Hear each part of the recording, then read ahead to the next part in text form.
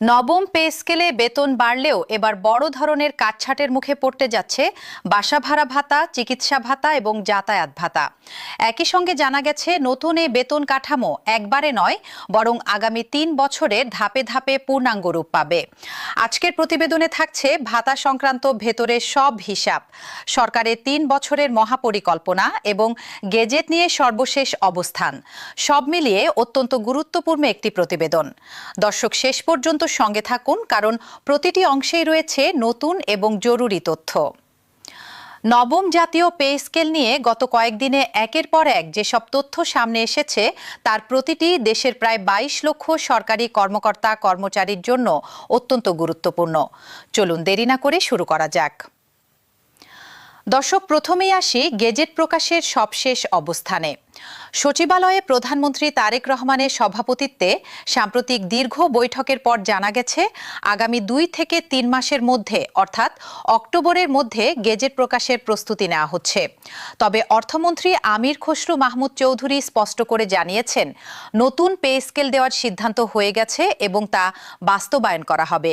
তার ভাষায়, দেশ বর্তমানে কঠিন আর্থিক সময় পার করছে এবং এই বাস্তবতা মাথায় রেখেই ক্রমান্বয়ে পে স্কেল বাস্তবায়ন করা হবে।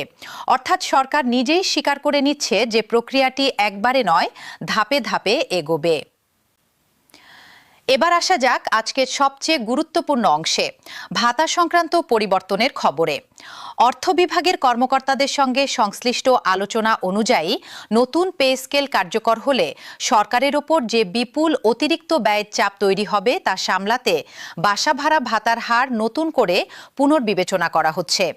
বর্তমানে অঞ্চলভেদে মূল বেতনের ৪৫ থেকে ৭০% পর্যন্ত বাসা ভাড়া ভাতা দেওয়া হয়, কিন্তু নতুন অর্থাৎ দর্শক, যারা ভাবছিলেন একটি গেজেট প্রকাশ হলেই সব সমস্যার সমাধান হয়ে যাবে, তাদের জন্য এই তথ্যটি অত্যন্ত গুরুত্বপূর্ণ।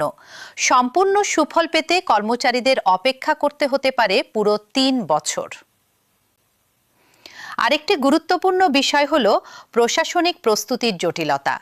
মন্ত্রিসভার অনুমোদনের পর প্রজ্ঞাপন জারি হলেও কর্মচারী ভিত্তিক বেতন নির্ধারণ, সংশ্লিষ্ট সফটওয়্যার হালনাগাদ এবং বকেয়া হিসাব সম্পন্ন করতে অতিরিক্ত সময় প্রয়োজন হবে।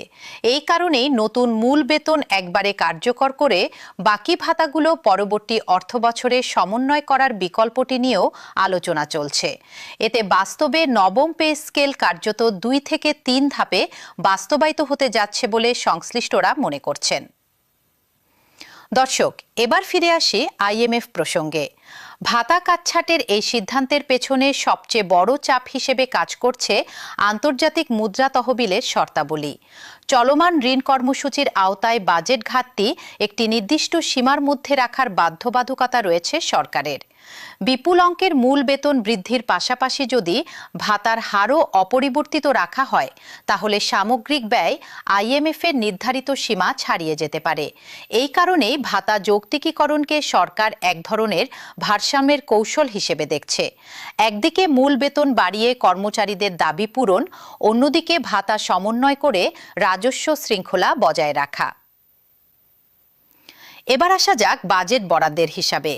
২০২৬-২৭ অর্থবছরের বাজেট আলোচনায় পে স্কেল বাস্তবায়নের জন্য ২৫ থেকে ৩৭,০০০ কোটি টাকা পর্যন্ত বিশেষ বরাদ্দের কথা আলোচনায় এসেছে। তবে এই অঙ্ক এখনো চূড়ান্ত নয়, কারণ ভাতা কাঠামো চূড়ান্ত না হওয়া পর্যন্ত প্রকৃত ব্যয়ের হিসাব নিশ্চিতভাবে বলা সম্ভব নয়। মূল বেতন সর্বোচ্চ ১০০% পর্যন্ত বৃদ্ধির যে প্রস্তাব নবম জাতীয় বেতন কমিশন দিয়েছে, তার সঙ্গে ভাতা কাঠামোর চূড়ান্ত রূপ যুক্ত হলেই প্রকৃত বাজেট প্রভাব স্পষ্ট হবে। দর্শক, এই মুহূর্তে সবচেয়ে জরুরি বিষয় হল কর্মচারী সংগঠনগুলোর প্রতিক্রিয়া। বাংলাদেশ সরকারি কর্মকর্তা কর্মচারী কল্যাণ সমিতির সদস্য সচিব আশিকুল ইসলাম ইতিমধ্যে জানিয়ে দিয়েছেন, আগস্ট মাসের মধ্যে প্রজ্ঞাপন জারি না হলে প্রথমে ঊর্ধ্বতন মহলের সঙ্গে আলোচনা এবং তাতে কাজ না হলে দেশব্যাপী বৃহত্তর কর্মসূচির ঘোষণা আসবে। এখন ভাতা কাটছাঁটের এই নতুন তথ্য প্রকাশ্যে আসার পর কর্মচারী মহলে ক্ষোভ আরও বাড়তে পারে বলে আশঙ্কা করা হচ্ছে। কারণ কর্মচারীরা যেখানে মূল বেতন ও ভাতা উভয় ক্ষেত্রেই সন্তোষজনক বৃদ্ধি প্রত্যাশা করছিলেন, সেখানে একদিকে বেতন বাড়লেও অন্যদিকে ভাতা কমে যাওয়ার খবর তাদের জন্য অস্বস্তিকর হতে পারে। দর্শক, এবার সংক্ষেপে জেনে নেওয়া যাক সচিব কমিটির অবস্থান। 10 সদস্যের বিশেষ কমিটি বেতন কমিশনের সুপারিশ যাচাই বাছাই করছে এবং তাদের সবশেষ উচ্চ পর্যায়ের বৈঠকে মূল বেতন কার্যকরের নীতিগত সিদ্ধান্ত ধরে এর আর্থিক প্রভাব, প্রশাসনিক প্রস্তুতি এবং প্রয়োজনীয় সংস্কার কার্যক্রম নিয়ে বিস্তারিত মতবিনিময় হয়েছে। সেই বৈঠকেই এমন কিছু ভাতার প্রসঙ্গ উঠে আসে যেগুলোর বর্তমান কার্যকারিতা তুলনামূলক কমে গেছে বলে কর্মকর্তারা মনে করছেন। অর্থাৎ ভাতা কাঠামো পুনর্বিন্যাসের এই সিদ্ধান্ত হঠাৎ নয়, বরং বেশ কিছুদিন ধরেই চলা পর্যালোচনার ফসল। দর্শক, এখন একটি গুরুত্বপূর্ণ বিষয় স্পষ্ট করে দিতে চাই। কোনো গ্রেডে নির্দিষ্ট বেতনের অঙ্ক বা ভাতার হার এখনও দাপ্তরিকভাবে চূড়ান্ত হয়নি। চূড়ান্ত গেজেট প্রকাশের আগে কোনো সংখ্যাকেই নিশ্চিত হিসেবে ধরে নেওয়ার সুযোগ নেই। সামাজিক যোগাযোগ মাধ্যমে ছড়িয়ে পড়া গ্রেড ভিত্তিক তালিকাগুলো অধিকাংশ ক্ষেত্রেই অনুমান নির্ভর। তাই এসব তথ্যের উপর নির্ভর না করে দাপ্তরিক প্রজ্ঞাপনের অপেক্ষা করাই সবচেয়ে নিরাপদ।